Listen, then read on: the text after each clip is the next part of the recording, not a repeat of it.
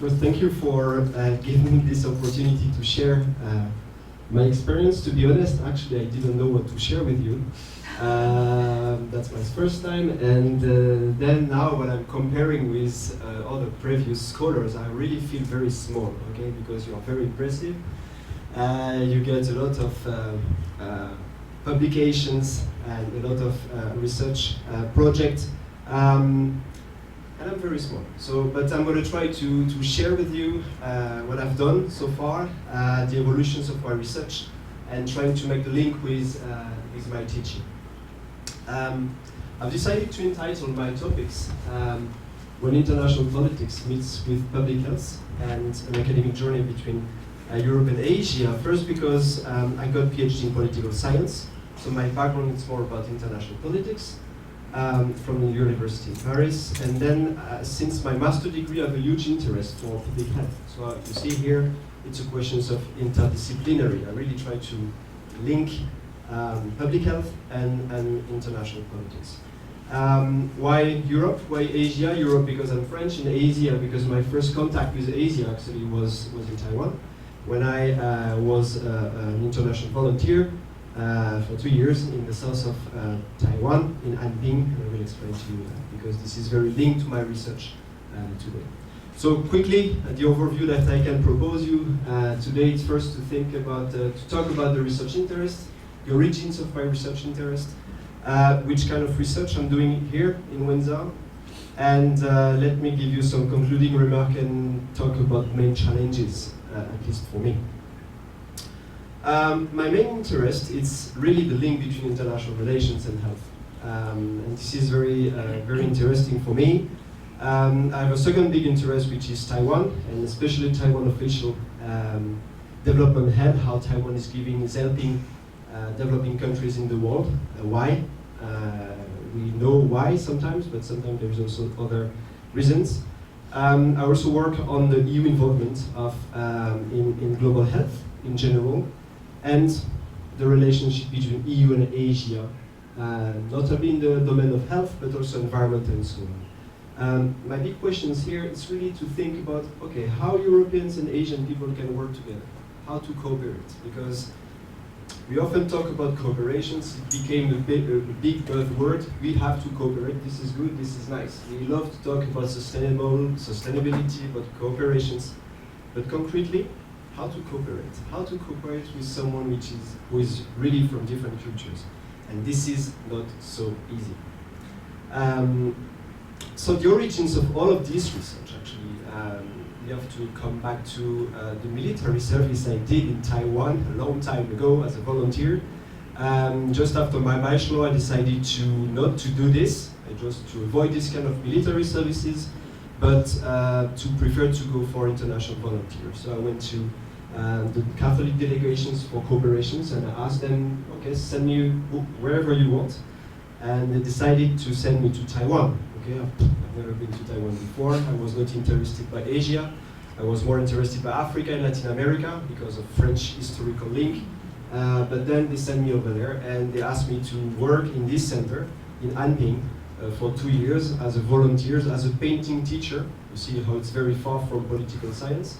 Painting teacher for disabled children and young adults for 2 years. Okay, it was a wonderful experience for me, life experience, but also my first contact with social and health sectors in Asia.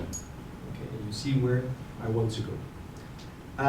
Then I come back to Paris, and then I had my master in international relations. At that time, we were talking about big debate between what is international relations. Is it only states and women? Or is it also young people moving around? Is it also NGOs? Is it also the role of the university in the global politics, meaning the non-traditional international relations? So I was thinking a lot during that time, and I decided to work on the link between health and international politics. And for my research, I decided to focus on China's response to HIV/AIDS. I don't know if you remember, but at that time it was a lot of HIV. The level of HIV in China was very high, notably in what we call the HIV village, where people were selling their blood in exchange of money, and then they get infected by HIV. We call that the blood village. So I decided to write on these topics for my master degree. and I got it. And then I decided to follow on international relations with a PhD. But at that time, I was not very sure about the topics. I just threw a topic to my teacher, like global health security. It was very vague. I have no idea of what to do, but I threw this kind of topics. And had the opportunity to be based in the Academia Sidica for a few years in this center, which is the French Center for Study of Contemporary China. While being in Taiwan, I also progressively get interested by HIV/AIDS in Taiwan. So I wrote articles for newspaper, for magazines.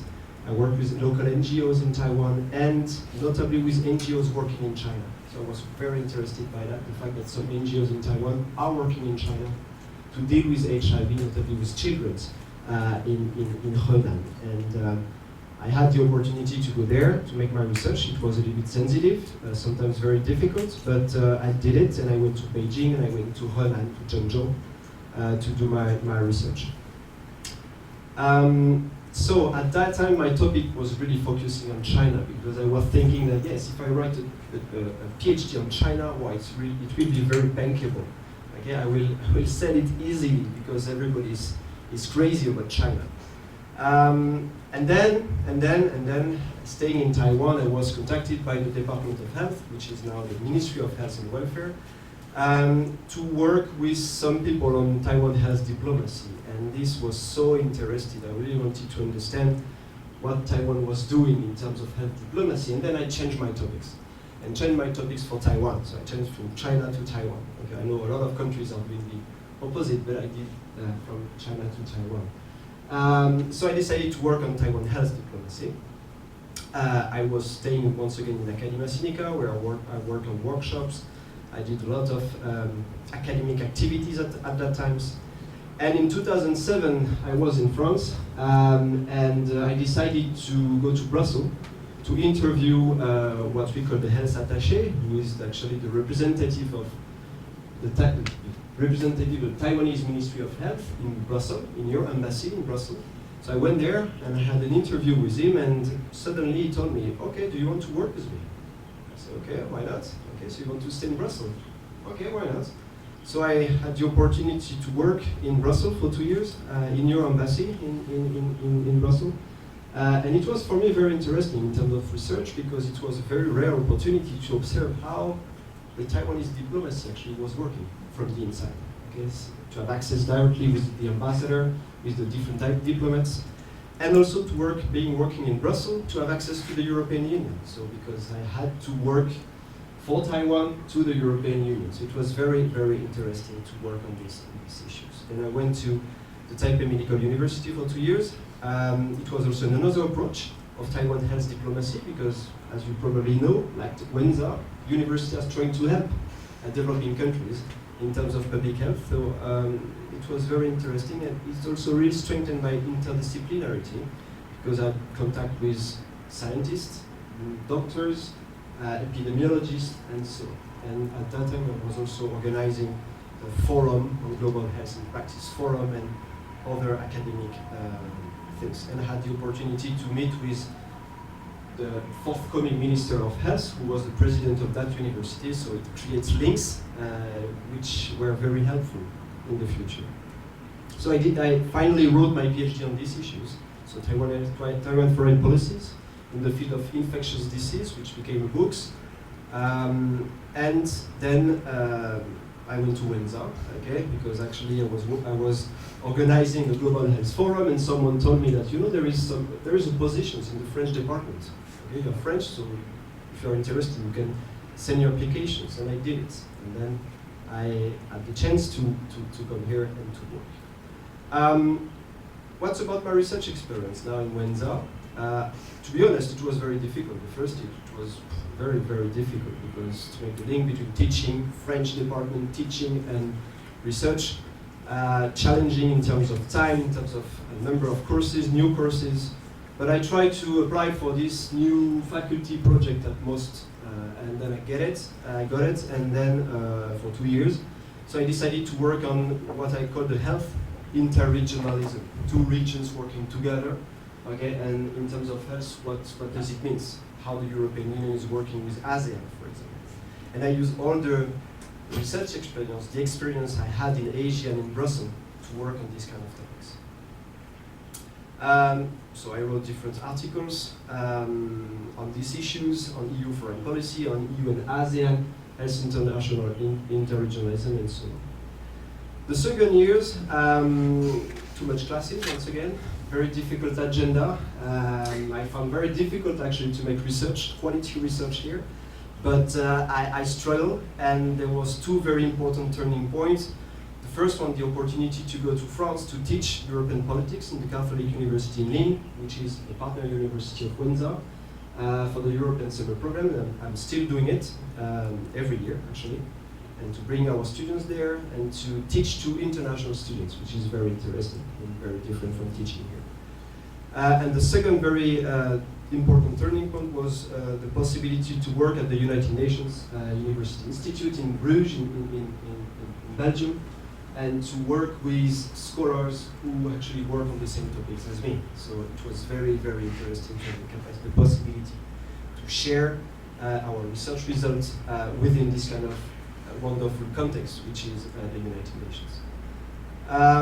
Since then, I've continued my research on EU involvement in global health with articles and different books, focusing on EU and African Union interactions, EU and ASEAN, focusing on the European Parliament's issues, EU and Vietnam, EU and Philippines, and also organizing in Brussels workshops, and from these workshops we actually publish these books.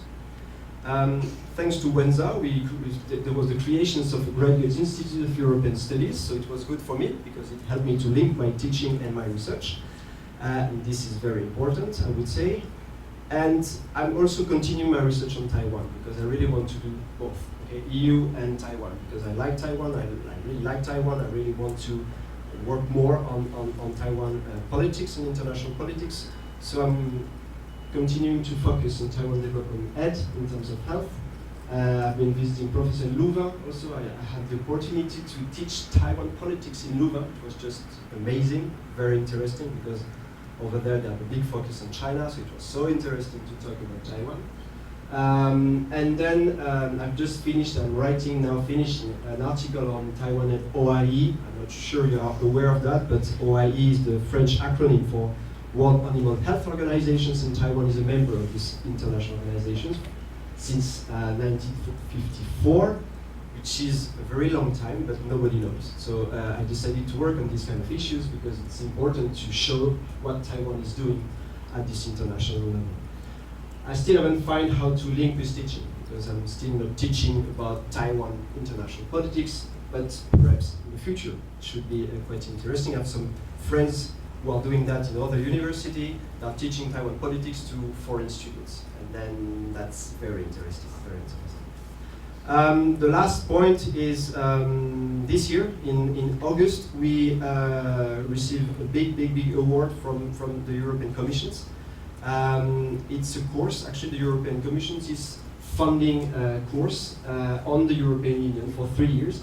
And with Professor Armin Ibitz from the Graduate Institute of European Studies, we got this project. We were the only one in Taiwan and one of the fifth in Asia. So we were very, very happy to have this kind of project. It's really focusing on environmental health, the European Union and environmental health. And this is a wonderful project because we can link everything: teaching, research, and services through exhibitions. So this is, I really thank the European Commissions and the school for supporting us for all the administrative stuff to apply for this kind of big project. Concluding remarks, I'm a foreigner, so I would say that Taiwan is a wonderful country for researchers, and I really mean it, because I can tell you that in my country, when you want to go to the library to have access to books, you have to write your name, you have to ask to borrow the books. It takes a lot of time. It's very difficult. You have a limited number of books that you can get. That's a nightmare. Here in Taiwan, here in Windsor, here in the Academia Sinica, that's really easy. You can spend the whole day in the library. Okay, that's just a big difference. Access to academic resources, funding, and key persons. It's It's very easy to have access to key person, even in the governments in Taiwan. Very easy. And this is good for research and politics, because you can ask questions. I would say that Wenza is quite good supporting institutions and good environment also to make research, even if at the beginning it's a big struggle to find a rhythm between teaching and services and research. But with the experience, it becomes more easy. The convergence between research interest and teaching takes time, but I really feel that it's very essential. Really essential to find this kind of convergence. If not, it's very difficult. It's very difficult, and we are not. It's difficult to share the quality of its research, but when you can do it, that's just wonderful. Main challenges: running after research funding. It's big run. Okay, you just apply, you get the answer in when it is in August, and then you have to apply again for the next year. I think it's too much. It's really too much to running after funding. And last point would be probably to struggle with to manage 4 dimensions, and then I link with Dean Lin's presentations here. Research of good quality. This is very difficult. Teaching of good quality. This is not easy. Husband of good quality, this is not easy, and father of good quality is not easy. But this is life, so I have to accept it. Okay. That's all for me. Thank you. 好，我想我们的时间。